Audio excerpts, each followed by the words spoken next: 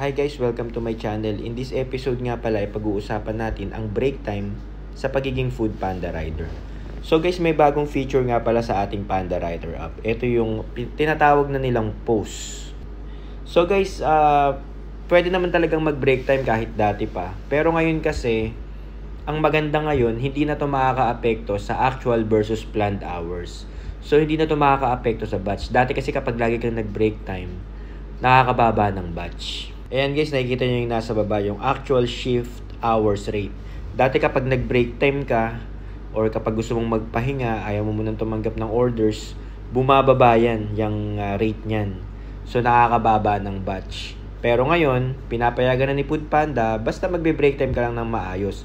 Basta wala kang ongoing na delivery. So ito guys yung sabi ni Panda, kailangan ng CR break, gutom o may emergency, may oras ka para dyan dahil sa bagong app feature na session pause. Hindi problema kung gusto mong magpahinga ng sandali. Ayan. May 10-minute break every 1 hour session. Hindi apekto ang scoring mo dito at mas maganda ang experience. So guys, 10-minute lang ang allow na hindi kasama sa actual versus planned hours. So ibig sabihin, kapag more than 10 minutes ang nirequest mo, so yun, makaka-apekto pa rin sa performance mo. Pero guys, ito lang ang payo ko sa ating mga rider. Kung maiihi ka lang naman or gusto mo lang magpahinga saglit, alam nyo guys, ang dami naman natin pahinga eh. Tingnan nyo, makareceive ka ng order sa Chowking, di ba? Ang tagal. Or depende sa lugar nyo. Kung sa amin, sa Tagaytay, yung mga Japanese restaurant, ang tatagal magluto eh. So kung naiihi ka, yung time na yun pwede mo nang gamitin para umihi. Or kung gusto mo muna magpahinga, pahinga ka na rin. Unless talagang emergency na kailangan mo munang may gawin in 10 minutes. So sobrang bilis kasi ng 10 minutes, di ba? So actually, kung kailangan mo talaga, mag-break time ka na lang. Hayaan mo na lang na maapektuhan yung batch mo.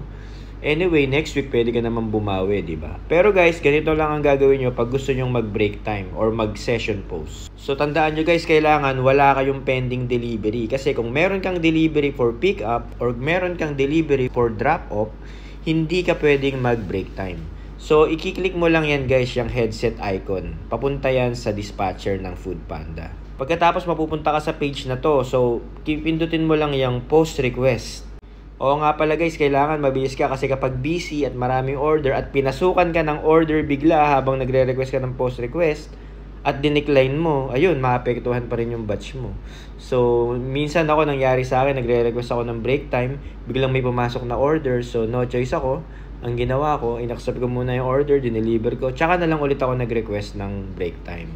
Pero nasa sa inyo yun guys, kung talagang importante, emergency, kailangan nyo nang mag-break time or umuwi muna, i-decline nyo muna yung order, mag-post request ka.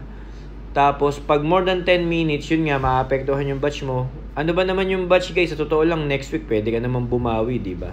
Pwede naman bumawi ng biyahe sa susunod na week.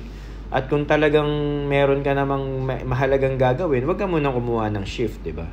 Pagkatapos, ay pipiliin mo na kung ilang minutes. So, makikita nyo dyan guys, may 5 minutes, 10 minutes. So, kapag pinili mo na yung more than 10 minutes, yan na yun. Nakakabawas na yan ng percentage sa ating actual versus planned hours. So, guys, pag more than 10 minutes, nakikita nyo to, itong nasa baba na to, itong actual shift hours, 100%, di ba? So, mababawasan ka dyan. So, pagdating ng batching mo ng score, magiging mababa yan. So, kung maraming minutes kang nag-break time, dyan magre-reflect yun. Tapos guys, kapag hindi mo sigurado kung ilang minutes ka babalik, kung ilang minutes matatapos yung break time mo, piliin mo na lang yung until end of shift. Kasi anytime naman na matapos na yung gagawin mo or pupuntahan mo, pwede ka namang mag-resume ng delivery.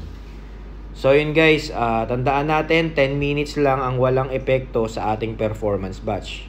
10 minutes or more, hanggang until end of shift, yan, may epekto na yan sa ating actual versus planned hours. Pero sa totoo lang guys, no big deal naman kung bumababa yung batch natin dahil next week naman pwedeng bumiyahe ulit at bumawi. So yun guys, basta pag may importante lang kayong gagawin or need ng emergency break time, at least, di ba, pwede tayong mag-request ng break time. So hanggang dito na lang guys. If you have some comments or suggestion, just leave it at the comment section and don't forget to subscribe to my channel. Hanggang sa muli mga kapanda, ride safe.